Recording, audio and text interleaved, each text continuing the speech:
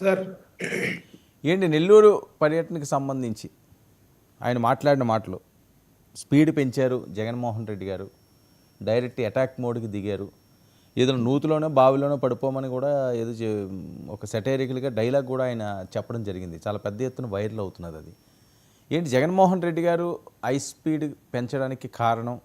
ఓదార్పుల్లో కూడా ఆయనకి విశేషమైన జనస్పందన వస్తున్నదట, వేలాదిగా వద్దన్న చెవి తరలి వస్తున్నారట, కంట్రోల్ చేయలేని పరిస్థితుల్లో ఉన్నారట.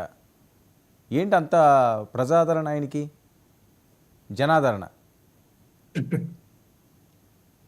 అందరికీ నమస్కారం అండి.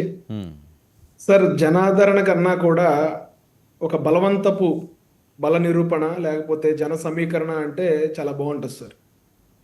నేను కూడా పోలీస్ శాఖ వారికి చేసే విజ్ఞప్తి ఏంటంటే సార్, అనవసరంగా అంత ఆంక్షలు పెట్టాల్సిన అవసరం ఏమీ లేదేమో అని నాకైతే వ్యక్తిగతంగా అనిపిస్తూ ఉంది. ఎందుకంటే ఆంక్షలు పెడితేనే వాళ్ళు ఇంకా డబ్బులు ఖర్చు పెట్టో లేకపోతే బలవంతంగా మన నాయకుడిని అడ్డుకుంటున్నారు అనే ఒక ఎమోషన్ని రెచ్చగొట్టి ఒకరో ఇద్దరో లేకపోతే కొంతమంది జనాన్ని సమీకరించుకునే పరిస్థితి ఉంటుంది. కాబట్టి ఆయన అలా వదిలేస్తే ఫ్రీగా ఆంక్షలు ఏమీ లేకుండా బాగుంటుంది అనేది అయితే నా అభిప్రాయం. కాకపోతే అలా వదిలేసినా కూడా ఇబ్బందికరమైన పరిస్థితులే ఉన్నాయి సార్. ఎందుకంటే జగన్మోహన్ రెడ్డి మీద బయట వాళ్ళు ఎవరో ఏమీ చేయవసరం లేదు ఆయన్ని. లేకపోతే జగన్మోహన్ రెడ్డి గారి మీద దాడులు కానీ లేకపోతే జగన్మోహన్ రెడ్డి గారి దగ్గరికి వెళ్ళాలనే ప్రయత్నం కానీ బయట వాళ్ళు ఎవరు చేయరు. పోలీసులు కనుక అలా ఆంక్షలు పెట్టకపోతే ఈ వైఎస్ఆర్సీపీ కార్యకర్తల ముసుగులో వచ్చేవాళ్ళు ఎవరైతే ఉన్నారో వాళ్ళు జగన్మోహన్ రెడ్డి గారి మీదకి వెళ్ళటం, లేకపోతే జగన్మోహన్ రెడ్డి గారి ప్రాపర్టీస్ని, అంటే for example helicopter, last time Rayalaseema వెళ్ళినప్పుడు అక్కడ హెలికాప్టర్ మీద వాళ్ళు పడిపోయారు, హెలికాప్టర్ మీద పైకెక్కి డ్యాన్స్ చేయటము, లేకపోతే జగన్మోహన్ రెడ్డి గారిని ఇబ్బందికరమైన పరిస్థితులు వీళ్ళే క్రియేట్ చేస్తారు. అదేవిధంగా మనం మిర్చి యాడ్లో చూసాం, అదేవిధంగా సత్తెనపల్లిలో చూసాం, అదేవిధంగా ఒక వైఎస్ఆర్సీపీ కార్యకర్త కూడా మరణించిన పరిస్థితి మనం చూసాం. సో ఇది ఎలా ఉందంటే సార్, ఒక రకమైన ఆంక్షలు పెట్టకపోతేనేమో వీళ్ళని కంట్రోల్ చేయలేని పరిస్థితి, ఆంక్షలు పెడితేనేమో అదిగో మమ్మల్ని బయట తిరగనివ్వకుండా ఆంక్షలు పెడతా ఉన్నారని చెప్పి ప్రభుత్వం మీద దుమ్మెత్తిపోసే పరిస్థితి. ఈ సందర్భంగా నేను ఏం చెప్తా ఉన్నానంటే, అతన్ని అంటే ఎట్లా పోలీసు వాళ్ళు ఎట్లా రియాక్ట్ అవ్వాలో కూడా నాకు అర్థం కాని పరిస్థితి సార్. సో సో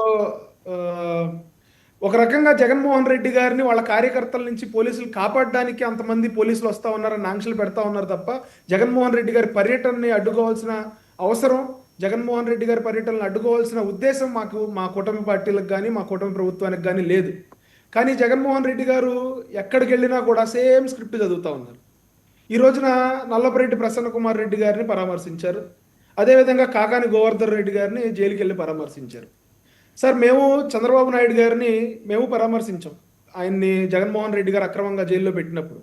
కానీ ఎక్కడా కూడా అసాంఘిక శక్తులు చొరపడడం కానీ లేకపోతే మేము కంట్రోల్ తప్పి వ్యవహరించడం కానీ కార్యకర్తలు కంట్రోల్ తప్పడం కానీ ఎక్కడా లేదు. పవన్ కళ్యాణ్ గారు, లోకేష్ గారు, బాలకృష్ణ గారు ఆ రోజున రాజమండ్రి సెంట్రల్ జైలు దగ్గర ఆయన పరామర్శించినప్పుడు చాలా హుందాగా వెళ్ళి వచ్చేశారు, బయటకు వచ్చి మా రాజకీయ కార్యాచరణ ఏంటో చెప్పాను తప్ప ఈ రోజున నల్లపరెడ్డి ప్రసన్న కుమార్ రెడ్డిని పరామర్శించి ఆయన ఏదో అసలు అమాయకుడిలాగా, ఆయన ఏమీ వ్యాఖ్యలు చేయనట్టు, ఆయనకు అసలు ఏమీ తెలియనట్టు 6 సార్లు ఎమ్మెల్యే అని చెప్తే 6 సార్లు ఎమ్మెల్యే అయితే ఆయన మీద కేసు పెట్టకూడదా సార్? రాజ్యాంగం ప్రకారం ఆయన తప్పు చేస్తే ఆయన ఎవరు హర్షించలేని మాటలు మాట్లాడారు. ఇప్పుడు పదే జగన్మోహన్ రెడ్డి గారు, ప్రసన్న కుమార్ రెడ్డి గారి మదర్ ఉన్నారని చెప్తా ఉన్నారు ఇంట్లో. ఆ రోజున ఎవరో రౌడీ ముక్కలు దాడి చేసినప్పుడు ఆవిడ అడగలేదా సార్, మా ఇంటి మీదకి ఎందుకు దాడికి వచ్చారయ్యా జగన్మోహన్ రెడ్డి, మేమేం తప్పు చేసాము, మా అబ్బాయి ఏమంటే ఇట్లా జరిగిందని ఆవిడ అడగలేదా సార్? ఆవిడకి చెప్పాలి కదా నల్లపరెడ్డి ప్రసన్న కుమార్ రెడ్డి గారు ఎలాంటి వ్యాఖ్యలు చేశారో, సభ్య సమాజం తలదించుకునే వ్యాఖ్యలు ఆయన ఏం చేశారో వాళ్ళ ఇంట్లో ఆడవాళ్ళకు కూడా చెప్తే జగన్మోహన్ రెడ్డి గారు చాలా బాగుండేది సార్. బయటకు వచ్చి ఆయన చేసిన వ్యాఖ్యలు చేస్తే ఎదుటి వాళ్ళు వ్యాఖ్యలు చేయాలి అంటే, మీరు బూతులు తిడితే మేము బూతులు తిట్టాలి, మేము బూతులు తిట్టాం కాబట్టి మీరు బూతులు తిట్టాలి, ఇటువంటి వ్యాఖ్యలు ఎంతవరకు కరెక్ట్ సార్? కొన్ని రాజకీయాల్లో కూడా లిమిటేషన్స్ ఉంటాయి సార్. మనం ప్రజాప్రతినిధులైనంత మాత్రాన, లేకపోతే మనం రాజకీయాల్లో ఎన్నో సంవత్సరాల నుంచి ఉన్నంత మాత్రాన, మన రాజకీయంగా మనకు బ్యాక్గ్రౌండ్ ఉన్నంత మాత్రాన ఇష్టం వచ్చినట్టు నోటికి ఏది వస్తే అది ఇంట్లో ఆడవాళ్ళకి చెప్పుకోవాలి కదా మనం ఏం మాట్లాడుతా ఉన్నామో. మనం బయటకు వచ్చి ఒక సభలోనో లేకపోతే ఒక మీటింగ్లోనో మాట్లాడినప్పుడు ఇంటికి వెళ్ళిన తర్వాత క్వశ్చన్ చేస్తారు కదా సార్. మన ఇంట్లో కూడా ఆడవాళ్ళు ఉంటారు కదా, వాళ్ళకి చెప్పాలి కదా మనం ఏం మాట్లాడుతూ ఉన్నాము.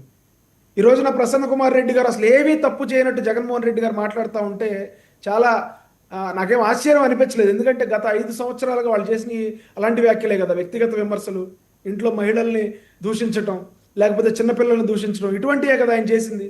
పైగా ఈ రోజున ఆయన స్పీచ్లో ఏం చెప్తా ఉన్నారు,